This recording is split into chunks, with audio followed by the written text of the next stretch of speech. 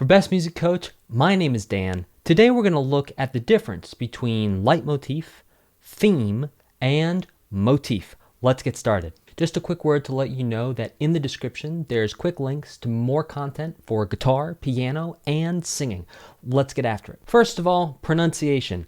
It's pronounced leitmotif. I myself have been guilty of saying leitmotif plenty of times, so if you've been doing that up until today, that's fine. We're all just going to go ahead and move forward saying leitmotif. So the way that we're going to look at the difference between themes, motifs, and leitmotifs is really by categorizing them into two sections. Number one is going to be music-related content. The second is going to be story-related content. And this is going to be really important. So themes and motifs have to do with music. Leitmotifs have to do with a story.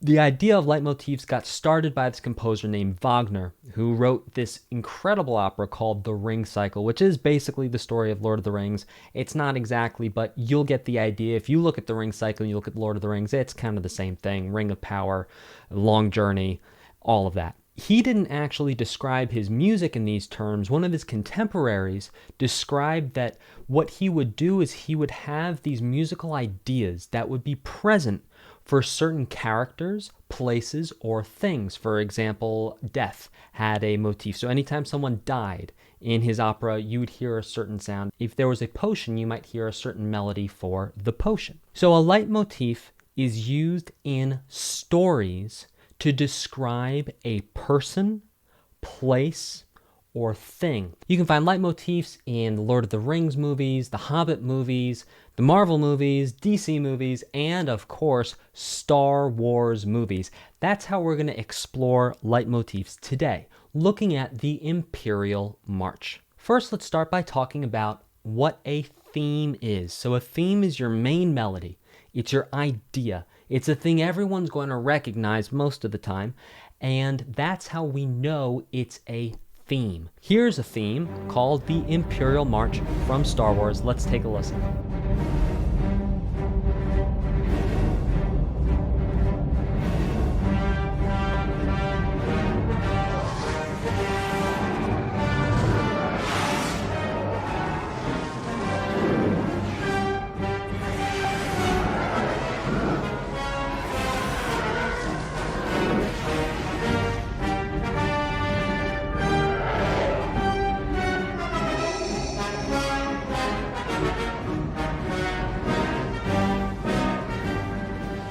So that's a full melody.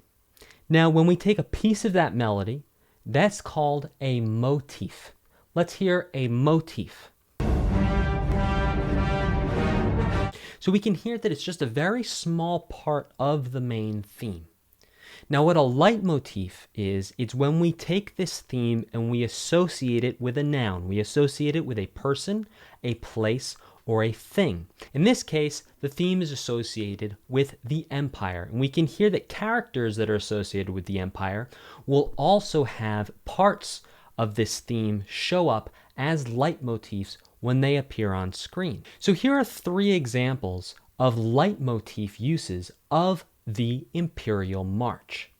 Here's number one. This is a leitmotif from the original trilogy.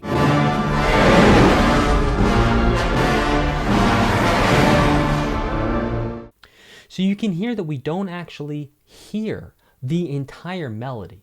It's just a piece of the melody, and that piece of the melody is part of the story. And the piece of the melody is telling you the story, okay, here's the empire. So the music is actually representing something that is happening on the screen and giving you a reinforcement and a confirmation that that is what's happening. That's what makes it a leitmotif. And here's another leitmotif of the Imperial March, this time from Rogue One.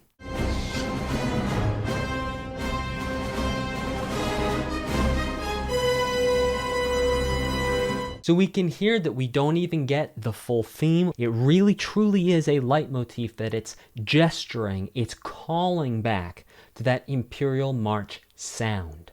Finally, our third example of a leitmotif We're going to take this from Star Wars Rebels in the incredible lightsaber fight between Ahsoka Tano and her old master, Anakin Skywalker, now Darth Vader.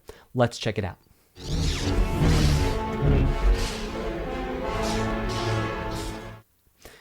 So we can hear, in this case, this is a true leitmotif because it is showing that there is a character associated with the Empire. Darth Vader is essentially the enforcer for the Empire at this point, and it's showing that part of what is motivating him in the scene, part of his presence in this scene, is his association with the Emperor and the Empire. Interestingly, as a small side note, the Duel of the Fates might be a more appropriate leitmotif to actually describe Darth Vader, because in The Birth of Vader, and then anytime we see him doing real big stuff that's about him, even in the video games, we get those sort of choral voices calling out, really signifying that, oh boy, this is Darth Vader. He's the chosen one, supposed to bring balance between light and dark, but whether he actually turned out to be the chosen one, the new trilogy, anyway, doesn't matter. Moving forward, let me know in the comments your favorite time that you might have heard a leitmotif either in a video game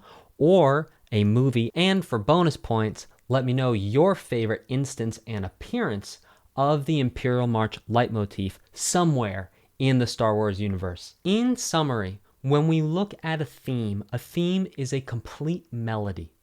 It's separate from the story. It's a musical idea. When we look at a motif is taken from the theme. It takes musical parts from the theme and is not connected to the story. It's a small part of the theme. When we look at a leitmotif is directly connected to a noun, to a person, place, or thing within a story, and it helps to tell the story through music. Please like, subscribe, and hit that little bell button down there so you'll know when the next video comes out. Thank you so much for watching this video, and I'll see you guys next time.